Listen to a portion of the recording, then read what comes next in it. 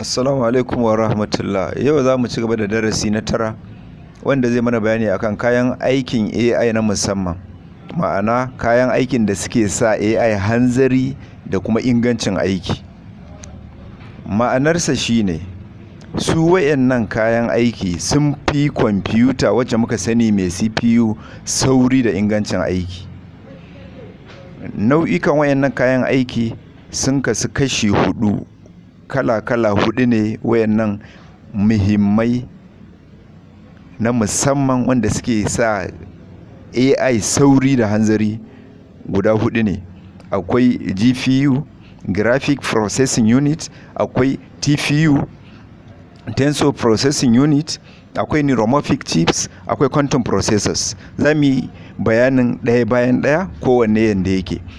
GPU, kamfanin Tesla, Nvidia, AMD su suke jagaba wajen ƙirƙirar wannan fasaha.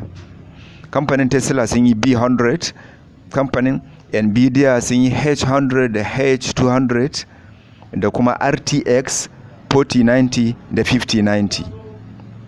AMD suka yi M1300X. Da kamfanin Tesla da Nvidia 100, 200 da AMD M1300X duk suna aiki ne akan babban AI kamar misalin ChatGPT 5. Amma kamfanin Nvidia RTX 4090 da 5090 suna aiki ne akan ƙaramin AI kamar Grok, kamar DeepSeek, kamar ChatGPT da sauran ire-irensu. Ana amfani da shi a data centers da kuma cloud computing. Kashi na biyu TPU kenan. Tensor Processing Unit shi kuma kamfanin Google su suka kirkire shi da B5 don ya taimaka wajen framework na AI, ma'ana TensorFlow kenan. To shi kuma wannan TPU ana amfani da shi a Google Cloud. Sai na uku Neuromorphic Chips. Neuromorphic Chips kamfanin Intel da IBM su ne suka jagoranci kirkirar wannan fasahar.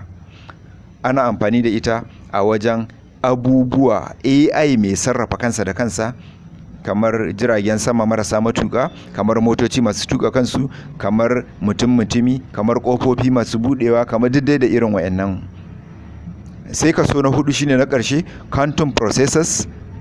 Shi kuma ana masa laƙabi da fasaha mafi sabo, wanda kamfanin IBM da Google da D-Wave su suka ƙirƙire shi. To shi kuma wannan duk ya fi wa'yancan guda 3 sauri da ingancin aiki. Tasirinsu ga AI a wannan lokacin shine rage lokacin aiki ko rage ɓata lokaci don koyon aiki. Aikin da AI zai yi a sati 7, yanzu wayannan fasahohin suna sawa AI ya yi shi a awa 7. Sannan wayannan fasahohin in aka haɗa su za su yi aiki da kansu ba tare da intanet ba. Na gode. Ku yi like, ku yi follow, ku yi share don a ƙaru. Sai mun haɗa a darasi na 10.